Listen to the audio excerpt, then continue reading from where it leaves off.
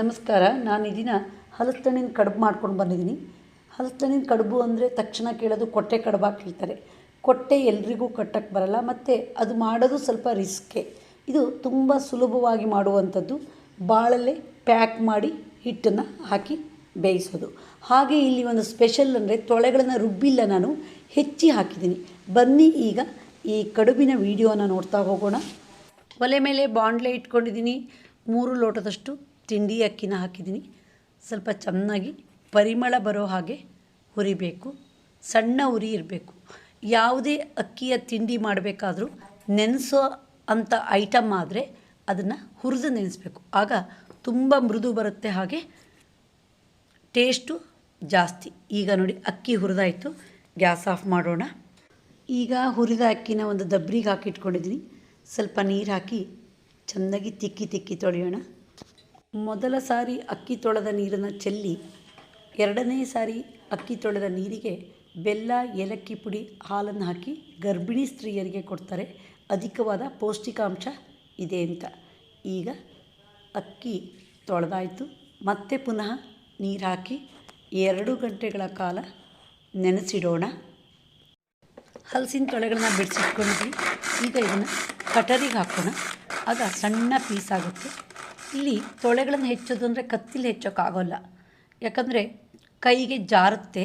ಈಗ ನೋಡಿ ಎಷ್ಟು ಸಣ್ಣ ಪೀಸ್ ಆಗಿದೆ ಅಂತ. ನಂತರ ಹಿಟ್ಟು ರೆಡಿ ಮಾಡೋಣ. ಅಕ್ಕಿ ನೆಂದಿದೆ. ಇದನ್ನು ಬಸಿ ಹಾಕಬೇಕು. ನೀರು ಹಾಕಿ ಯಾವಾಗಲೂ ರುಬ್ಬಾರ್ದು ಕಡುಬಿಗೆ. ಆವಾಗ ಏನಾಗುತ್ತೆ ಅಂದರೆ ಕಡುಬು ಬೇಯಿಸೋಕ್ಕೆ ಬರೋಲ್ಲ. ಈಗ ಮಿಕ್ಸಿ ಜಾರ್ ತಗೊಂಡಿದ್ದೀನಿ. 1 ಲೋಟದಷ್ಟು ಅಳತೆ ಪ್ರಮಾಣದ ಅಕ್ಕಿ ಹಾಕ್ತೀನಿ. ಅದಕ್ಕೆ 1/4 ಲೋಟದಷ್ಟು ಕಾಯಿ ಹಾಕೋಣ. ಸಿಹಿಗೆ ಉಪ್ಪು ಬೇಕೇ ಬೇಕು. 1/4 ಚಮಚಕ್ಕಿಂತ ಸ್ವಲ್ಪ ಕಮ್ಮಿನೇ ಹಾಕೋಣ. ಬೆಲ್ಲ 1 ಲೋಟ ಅಕ್ಕಿಯ ಅಳತೆಗೆ ಇಲ್ಲಿ 3/4 ಲೋಟ ತಗೊಂಡಿದ್ದೀನಿ. ಹಾಗೆ ಸಣ್ಣ ತರಿಯಾಗಿ ಪುಡಿ ಮಾಡಬೇಕು. ಈಗ ತರಿ ರೆಡಿ ಆಯಿತು. ತೊಳೆ ಹಾಕಬೇಕು. ನಾನಿಲ್ಲಿ 1 ಲೋಟ ಅಕ್ಕಿ ತಗೊಂಡಿದ್ದು 4 ಪಟ್ಟು ಈ ಪೀಸ್ ಮಾಡಿದ ತೊಳೆಗಳನ್ನು ಹಾಕಬೇಕು. ಆಗ ಮಾತ್ರ ಕಡುಬು ತುಂಬ ರುಚಿ ಬರುತ್ತೆ. ಅಕ್ಕಿ ಪ್ರಮಾಣ ಜಾಸ್ತಿಯಾಗಿ ತೊಳೆ ಕಮ್ಮಿ ಆದರೆ ಕಡುಬು ತುಂಬ ಗಟ್ಟಿ ಬರುತ್ತೆ. ಈಗ ಒಂದ್ಸರಿ ಚೆನ್ನಾಗಿ ಕೈಯಲ್ಲಿ ಮಿಕ್ಸ್ ಮಾಡೋಣ. ತೊಳೆಗಳನ್ನು ರುಬ್ಬಿ ಕಡುಬು ಮಾಡೋದಕ್ಕಿಂತ ಈ ಥರ ಹೆಚ್ಚಿ ಮಾಡಿದರೆ ಬಹಳ ಟೇಸ್ಟು. ಹಾಗೆ ಅಗಿದಾಗ ತೊಳೆಗಳು ಸಹಿತ ಬಾಯಿಗೆ ಸಿಗುತ್ತೆ. ಈಗ ಪರಿಮಳಕ್ಕೆ 1/4 ಸ್ಪೂನಷ್ಟು ಏಲಕ್ಕಿ ಪುಡಿ ಹಾಕಿ ಮತ್ತೊಮ್ಮೆ ಮಿಕ್ಸ್ ಮಾಡೋಣ. ಬಾಳೆ ಎಲೆನ ತಗೊಂಡಿದ್ದೀನಿ. ಈಗ ಕಾಯ್ಸೋಕ್ಕೆ ಇಟ್ಕೊಂಡಿದ್ದೀನಿ. ಉರಿ ಯಾವಾಗಲೂ ಸಣ್ಣದಾಗಿರಬೇಕು. ಒಲೆ ಮೇಲೆ ಬಾಳೆ ಎಲೆನ ಬಿಡಬಾರ್ದು. ಹಾಗೆ ಮಾಡಿದರೆ ಕರ್ಟೋಗ್ಬಿಡುತ್ತೆ. ಹಿಟ್ಟನ್ನು ಹಾಕೋಕ್ಕೆ ಬರೋಲ್ಲ. ಹಲಸಿನ ಹಣ್ಣಿನ ಕಡುಬು ಮಾಡಬೇಕಾದ್ರೆ ಹೆಚ್ಚಾಗಿ ಬಾಳೆ ಎಲೆ, ಅದು ಬಿಟ್ಟರೆ ಸಾಗೋನಿ ಎಲೆಯಲ್ಲಿ ಮಾಡ್ತಾರೆ. ಇವೆರಡೂ ಸಹ ತುಂಬ ಪರಿಮಳ ಕೊಡುತ್ತೆ ಕಡುಬಿಗೆ. ಈಗ ಬಾಳೆಲೆ ಕಾಯಿಸಾಯಿತು. ಕಾಯಿಸಿದ ಬಾಳೆಲೆಯಲ್ಲಿ ಈ ನಾರನ್ನು ತೆಗಿಬೇಕು. ಒಂದು ಕೈಯಲ್ಲಿ ಬಾಳೆಲೆಯನ್ನು ಹಿಡ್ಕೊಂಡು ಮತ್ತೊಂದು ಕೈಯಲ್ಲಿ ಆ ನಾರನ್ನು ಎಳಿತಾ ಬರಬೇಕು. ನಾರಿದ್ದರೆ ಹಿಟ್ಟು ಹಾಕಿದಾಗ ಬಾಳೆ ಎಲೆ ಫೋಲ್ಡ್ ಮಾಡಿದರೆ ಒಡೆದು ಹೋಗಿಬಿಡುತ್ತೆ. ಈಗ ನೋಡಿ 2 ಸೌಟಷ್ಟು ಹಿಟ್ಟನ್ನು ಬಾಳೆಲೆಗೆ ಹಾಕೋಣ. ಜಾಸ್ತಿ ಹಿಟ್ಟು ಹಾಕಿದರೆ ಅದು ಫೋಲ್ಡ್ ಮಾಡೋಕ್ಕೆ ಬರೋಲ್ಲ. ಈಗ 2 ಸೈಡು ಒಂದ್ರ ಮೇಲೆ ಒಂದು ಹೀಗೆ ಬಾಳೆಲೆನ ಮಡಚಿ ಮತ್ತೊಂದು ಸಾರಿ ಮಡಚಿ ಆಮೇಲೆ ನೋಡ್ಕೊಬೇಕು ಹಿಟ್ಟು ಹೇಗಿದೆ ಅಂತ. ಅದನ್ನು ಸ್ವಲ್ಪ ಹೀಗೆ ಕುಲುಕಬೇಕು. ನಂತರ ನೋಡಿ ಕ್ಲೀನಾಗಿ ಪ್ಯಾಕ್ ಮಾಡಿಬಿಟ್ರೆ ಸರಿ.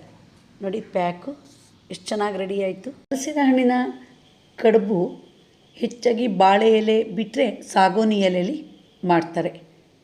ಹಾಗೆ ಕೆಲವರು ಇಡ್ಲಿ ಲೋಟದೊಳಗೆ ಅಥವಾ ಕಪ್ಪೊಳಗಿಟ್ಟು ಮಾಡ್ತಾರೆ. ಆದರೆ ಅದು ಆವಾಗ ಮಾತ್ರ ತಿನ್ನೋಕ್ಕೆ ಟೇಸ್ಟು ಮತ್ತು ಇಡಕ್ಕೆ ಬರಲ್ಲ. ಅದು ಈ ಬಾಳೆಲೆಯಲ್ಲಿ ಸುತ್ತಿದಾಗ ಬಾಳೆಲೆ ಪರಿಮಳವೂ ಆಗಿರುತ್ತೆ ಮತ್ತು ಜಾಸ್ತಿ ದಿನ ಸಹಿತ ಇಡಕ್ಕೆ ಬರುತ್ತೆ. ಕೊಟ್ಟೆ ಕಡುಬು ಮಾಡೋರು ಕೊಟ್ಟೆನ ಚೆನ್ನಾಗಿ ಕಟ್ಟಕ್ಕೆ ಬರಬೇಕು. ಸ್ವಲ್ಪ ವ್ಯತ್ಯಾಸ ಆದರೂ ಹಿಟ್ಟು ಹಾಕಿದ ತಕ್ಷಣ ಬಾಳೆಲೆ ಒಡೆದೋಗ್ಬಿಡುತ್ತೆ. ನೋಡಿ ಇದು ಎಷ್ಟು ಈಸಿ ಪ್ಯಾಕ್ ಅಂತ ಈಗ ರೆಡಿ ಆಯಿತು.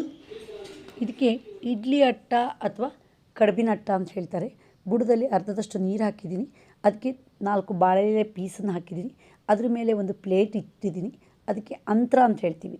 ಈಗ ಅಂತರದ ಮೇಲೆ ಈ ಕಡುಬುನ ಹಿಟ್ಟಿನ ಪ್ಯಾಕನ್ನು ಜೋಡಿಸಿಡ್ತಾ ಬರಬೇಕು.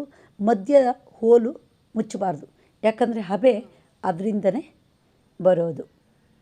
ಹೀಗೆ ಇಡಬೇಕಾದ್ರೂ ಸಹಿತ ಪ್ಯಾಕ್ ಮಾಡಿದ ಬುಡದ ಭಾಗವನ್ನು ಅಡಿ ಇಡಬೇಕು, ಇಲ್ಲಾಂದರೆ ಬಿಚ್ಕೊಂಡ್ಬಿಡುತ್ತೆ ಪ್ಯಾಕು. ಈಗ ಎಲ್ಲವನ್ನು ಜೋಡಿಸಿಟ್ಟಾಯಿತು. ಒಲೆ ಮೇಲೆ ಇಡ್ಲಿ ಪಾತ್ರವನ್ನು ಇಟ್ಬಿಡೋಣ. ಹಾಗೆ 20 ನಿಮಿಷ ಬಿಡಬೇಕು ಬೇಯೋಕ್ಕೆ. ಕಡುಬಿನ ಪಾತ್ರೆಯ ಮುಚ್ಚಳವನ್ನು ತೆಗೆಯೋಣ. ಕಡುಬು ಚೆನ್ನಾಗಿ ಬೆಂದಿದೆ. ಬಾಳೆ ಎಲೆ ಬಣ್ಣ ಚೇಂಜ್ ಆಗಿದೆ. ಹಾಗೆ ಬಾಳೆ ಎಲೆ ನೋಡಿ, ಕಡುಬು ಒಳಗೆ ಬೆಂದಿದ್ದಕ್ಕೆ ಮೇಲೆ ಉಬ್ಬಿ ಬಂದಿದೆ. ಈಗ ಒಂದು ಪ್ಯಾಕನ್ನು ಬಿಚ್ಚೋಣ.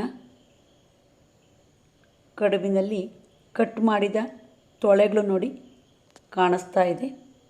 ಈಗ ಸ್ಪೂನಲ್ಲಿ 4 ಪೀಸ್ ಮಾಡೋಣ. ಬಹಳ ಮೃದುವಾಗಿದೆ. ಹಾಗೆ ತುಪ್ಪ ಹಾಕಿಟ್ಟಿದ್ದೀನಿ.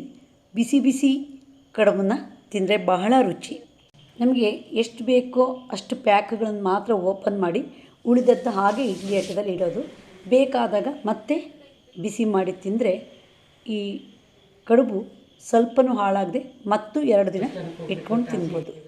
ಹಲಸಿನ ಹಣ್ಣಿನ ಕೊಟ್ಟೆ ಕಡುಬು ಮಾಡಿದಾಗ ಮೇಲಿನ ಭಾಗ ಓಪನ್ನಾಗೇ ಇರುತ್ತೆ. ಹಾಗಾಗಿ 1 ದಿವಸ ಅಥವಾ 2 ದಿವಸ ಇಟ್ಕೊಂಡು ತಿನ್ಬೋದು. ನಂತರದಲ್ಲಿ ಅದು ರುಚಿ ಹೋಗ್ತಾ ಬರುತ್ತೆ. ಹಾಗೆ ಕಡುಬು ಸಹಿತ ಹಾಳಾಗಿಬಿಡುತ್ತೆ. ನೋಡಿದ್ರಲ್ಲ ಎಷ್ಟು ಸರಳವಾದ ರೀತಿಯಲ್ಲಿ ಹಲಸಿನ ಹಣ್ಣಿನ ಕಡುಬನ್ನು ಬಾಳೆಲೆ ಪ್ಯಾಕಲ್ಲಿ ಮಾಡೋದು ಹೇಗೆ ಅಂತ. ನೀವು ಒಮ್ಮೆ ಟ್ರೈ ಮಾಡಿ ಇದರ ರುಚಿಯನ್ನು ಸವಿಯಿರಿ. ನಿಮಗೆ ಈ ವಿಡಿಯೋ ಇಷ್ಟ ಆದರೆ ಲೈಕ್ ಮಾಡಿ, ಶೇರ್ ಮಾಡಿ, ಸಬ್ಸ್ಕ್ರೈಬ್ ಮಾಡಿ. ಧನ್ಯವಾದಗಳು.